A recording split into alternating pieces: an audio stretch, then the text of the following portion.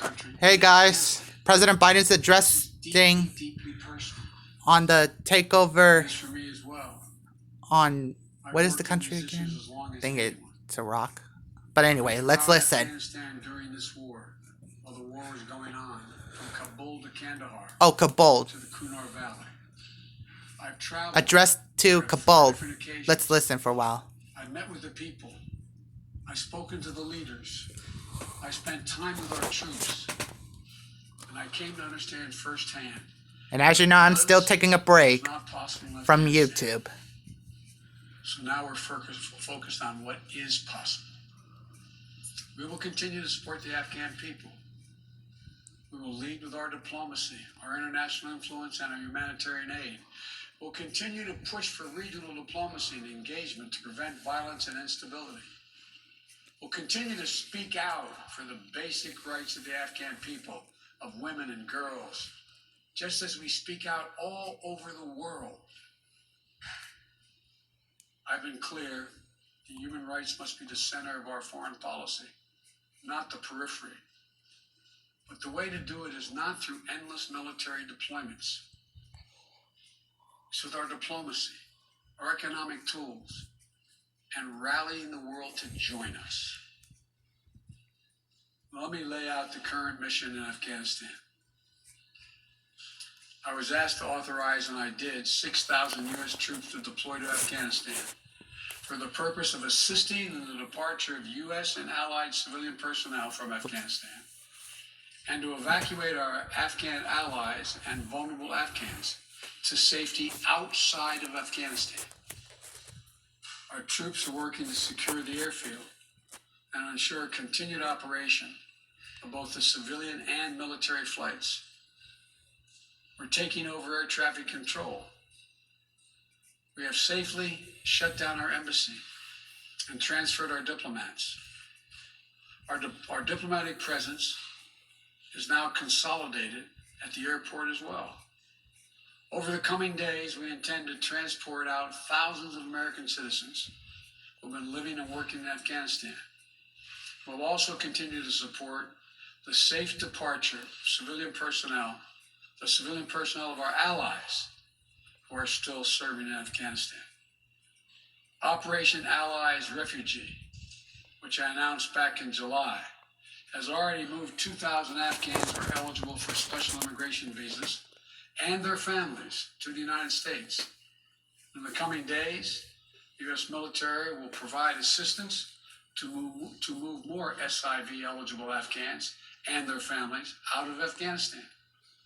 We're also expanding refugee access to cover other vulnerable Afghans who work for our embassy, U.S. non-governmental agencies or U.S. non-governmental organizations, and Afghans who otherwise are at great risk in U.S. news agencies. I know there are concerns about why we did not begin evacuating Afghans civilians sooner.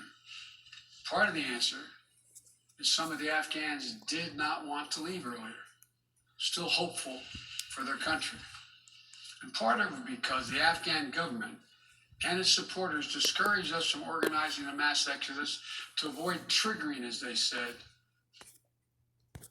Uh-oh. Okay, there we go. Americans are performing this mission. But it is not without risks. Sorry about my TV. As we carry out this departure, we have made it clear to the Taliban, if they attack our personnel or disrupt our operation, the U.S. presence will be swift and the response will be swift and forceful. We will defend our people with devastating force if necessary.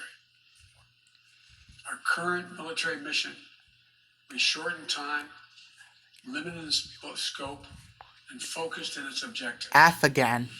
Get our people and our allies as safely as quickly as possible. And once we have completed this mission, we will conclude our military withdrawal. We'll end America's longest war after 20 long years of bloodshed.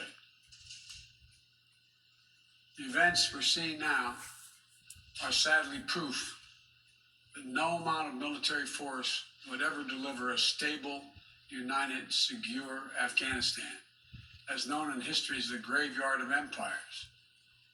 What's happening now could just as easily happen 5 years ago or 15 years in the future.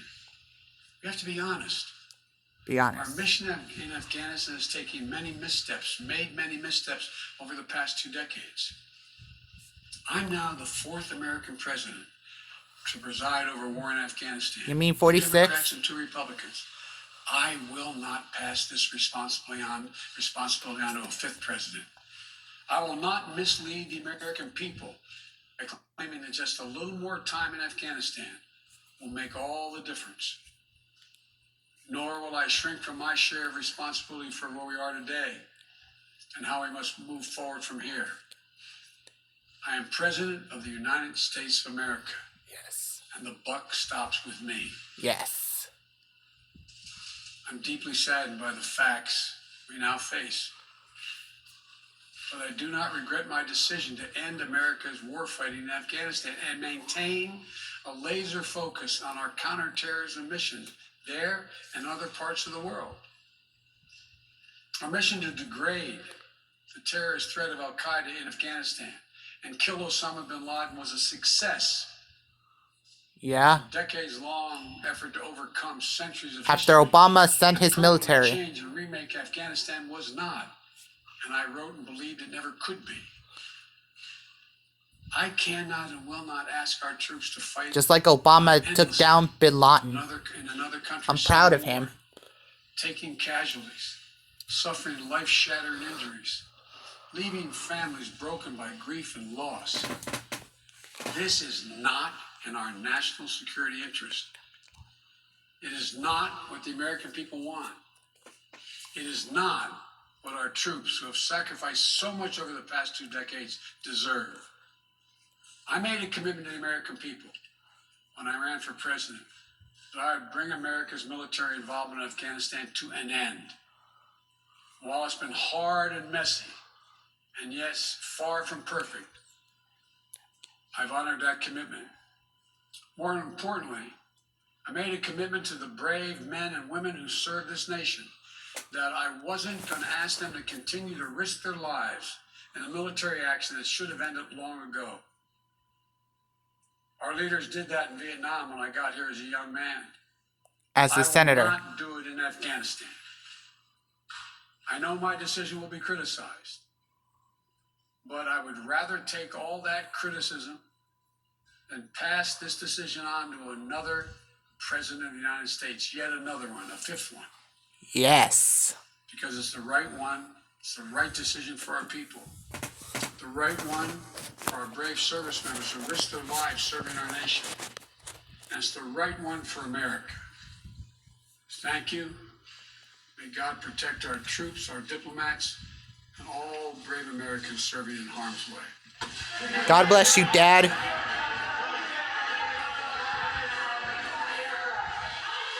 That is the address for Afghanistan. No questions, resolute that there is no turning the clock back in And if you guys like this video, please make sure you subscribe, drop a like, and comment below how'd you love this video of the address of President Biden on Afghanistan. Subscribe my channel, drop a like, and comment below, and make sure you also follow me on Twitter, and I'll see you guys on the next video soon, and I'm still taking a break. See you soon, everyone, and look at that, how it happened. Violence in Afghanistan. Alright? See you soon, everyone.